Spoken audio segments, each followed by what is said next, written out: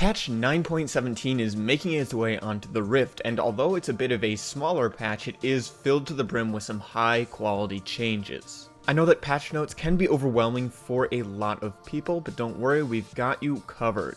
If you haven't already, make sure to check out our website, gameleap.com. There we have hundreds of guides, all done by challenger players, sorted into a quick and easy to use courses system. We have courses both on the 5 fundamental roles as well as champion specific courses, so if you are looking to step up your play, our website is the best way to do it. Check us out and sign up today using the link in the description below. Now without further ado, let's get right into those patch notes, starting with Aurelion's Soul. The first change to Aurelion is a decrease in his passive's damage. They also changed it so that instead of a scaling ratio on his passive, it's just flat. You don't lose out on too much damage from this, but the later the game goes, the more you are going to be noticing how much damage you are losing. In return, you're not going to be losing those stars when you are being crowd controlled, which is a pretty big deal. His Q's cooldown is going to be going down, and the movement speed he gets from it is going to be doubled, so this means that the Q is just going to be a lot more useful to you, and you're going to have it more available to you more often. The biggest changes, however, to Aurelion's Soul are going to be on his W. His W is going to have a 3-second limit, and instead of costing mana per second, is only going to cost flat mana. That's right, you're not going to be able to walk around with your stars expanded until you run out of mana anymore. Instead, you're going to be having to pay attention to when the stars retract. This way you're able to back out of the fight while the ability is on cooldown and then re-enter it once it's off cooldown again. Now most likely, the cooldown timer on this ability is going to start once the stars retract, not once you first cast the ability. This means you are going to be having a little bit of downtime in your fights no matter what. So instead of always being in the fight, you're going to be in and out of the fight a lot more often. Now the last change to Aurelion's Soul is to his E. The bonus movement speed passive on this ability is being completely removed. The range on the ability is going to be going up, especially in early ranks, and so is the CDR.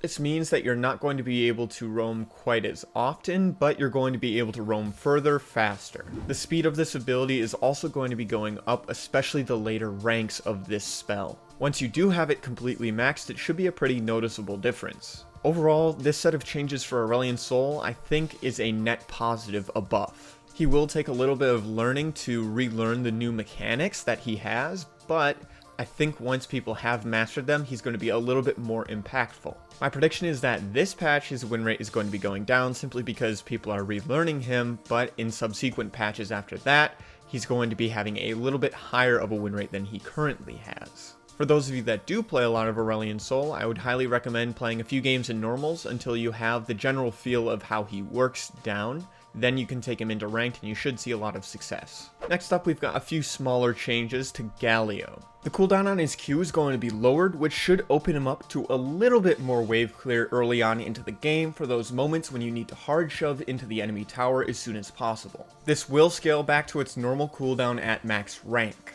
His W is just going to be getting a flat increase in damage. At max rank, a fully charged W is going to be dealing almost 100 more damage, which is a pretty big deal. This is the ability that you are maxing second, so you will be getting that access to power a little bit early on into the mid game. The only downside is, since you can't W flash anymore, you're no longer guaranteed full duration taunts on targets.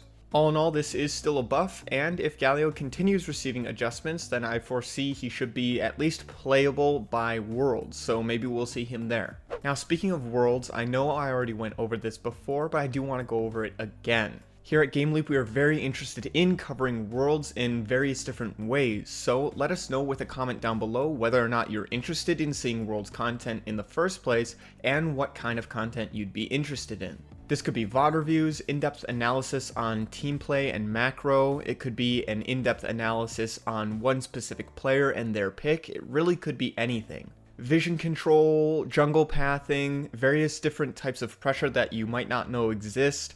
All of these things are available and we could do content on it if you guys do express interest. We did want to check with you guys first since it would be a little bit different than our typical content on this channel. Now back to the patch notes, Kalista is the next champion with changes this patch. However, these changes really are minuscule adjustments to her base stats and really shouldn't do anything at all. Kalista needs a lot more if she wants to become viable in solo queue.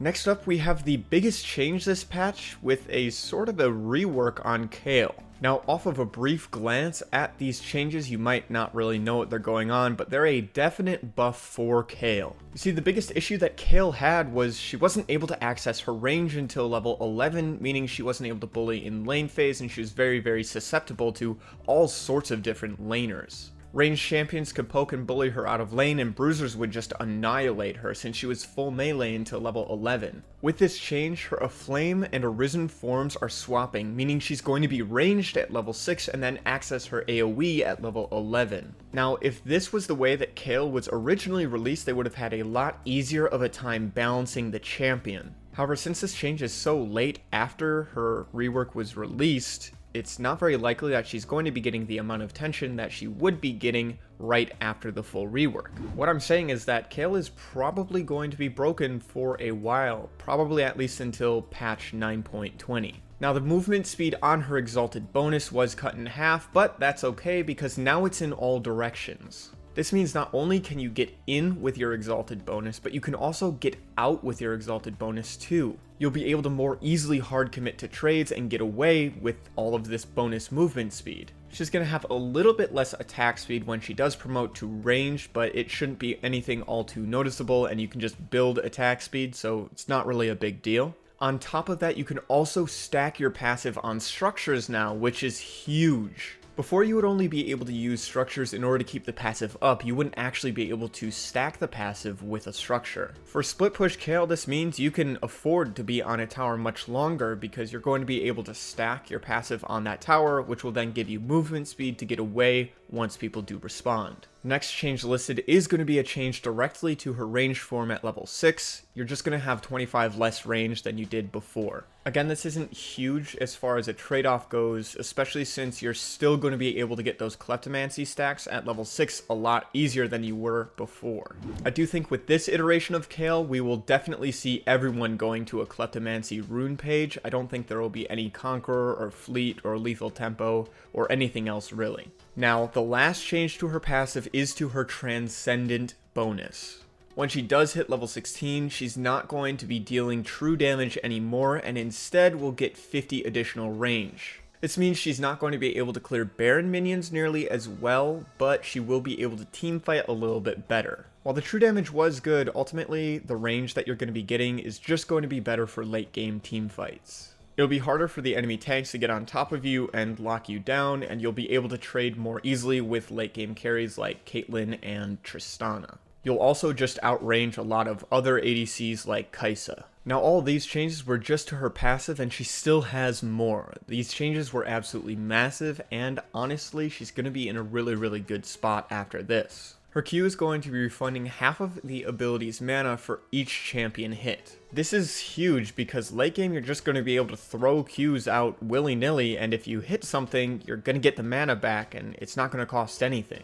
The cast delay is lowered, meaning it's going to interrupt your auto attack less, but in exchange it's going to be a lower missile speed and the range is going to be a little bit lower, which is going to take a little bit of getting used to. The armor and magic resist shred is going to last a second longer, making it much more useful into tanks. And they also bug fixed it so that if you're melee casting it, it will still pierce through to the full range that it's supposed to go through. This helps especially before level 6 when you have melee auto attack range, so you're going to be casting it a lot more often in full melee form. Ultimately, this set of changes to the Q is a bit of a buff. While the missile is slower, the main use for Q is just wave clear, and then late game it's to shred the armor of the tank. You shouldn't be having any problem hitting the tank late game, even with the lowered range and missile speed, so it should be ultimately a buff. The changes to her E make it so that you're not able to max this ability first, since a lot of people were doing that. They also really don't want people building AD on Kayle, so they are doubling the AP ratio on the E. Now, this is a nerf to people who are going full AD Kayle, but a buff to the people who are going AP Kayle. Finally, the damage portion of Kayle's ultimate is going to be a little bit larger in AoE, and the ultimate itself is also going to cost less mana the more you rank it up. At rank 2, it will only cost 50 mana, and at rank 3, it's going to be free.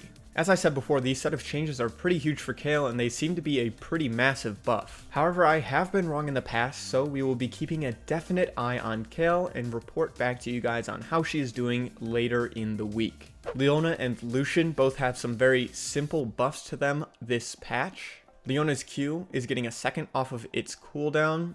This won't be all too noticeable, but it is a small buff. Lucian is getting 3 additional base AD. While it's not the biggest buff in the game, Lucian does use base AD pretty well due to his passive. Perhaps this is enough to return Lucian to his lane bully status, but I really don't think it will be. I believe that champions like Draven, Jinx, Kai'Sa, and Ezreal are just all too strong for him at the moment. Neeko's getting a nice quality of life change, allowing her to transform back into herself with her passive, something that she wasn't able to do before. Pantheon's getting some quality of life adjustments and getting kicked out of the jungle most likely. The execute damage that was on Pantheon's range Q is also being added to his tap Q, which is very nice. It means that when you're full melee on somebody in execute range, you don't have to charge the Q. That was kind of weird and felt weird to do. His E isn't going to reduce damage against non-epic monsters anymore.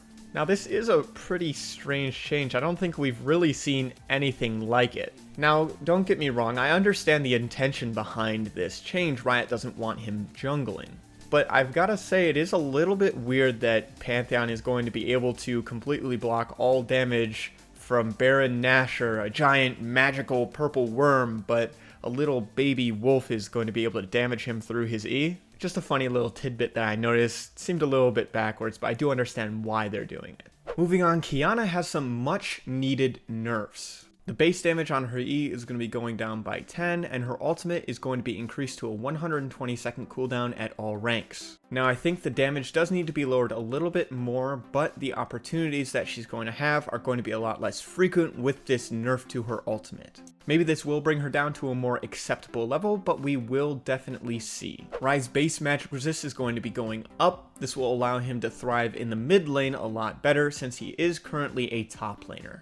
I'm hoping to see some Ryze at Worlds. He's been a classic pick of Fakers, so I hope to see him pick Ryze at Worlds. The final change this patch is going to be to Zyra. Zyra's ultimate is now going to be 100 mana at all ranks instead of the kind of weird numbers that it scaled up to in the later ranks. And it is also going to have a 20-second lower cooldown at each rank as well. This will help Zyra a little bit, but honestly there are too many tanks and too much sustain in the game right now for her to see success as a support. This brings the 9.17 notes to a wrap. If you haven't already, make sure to check out our website gameleap.com. There we have hundreds of guides, all done by challenger players, sorted into a quick and easy to use courses system. I've checked out a lot of content on there myself personally, and I can honestly say it's all really good stuff. We are constantly adding new courses to the site and updating older courses, so if you are looking to improve your League of Legends play, I think our website is probably one of the best ways to be doing that. Feel free to check us out using the link in the description below and sign up today.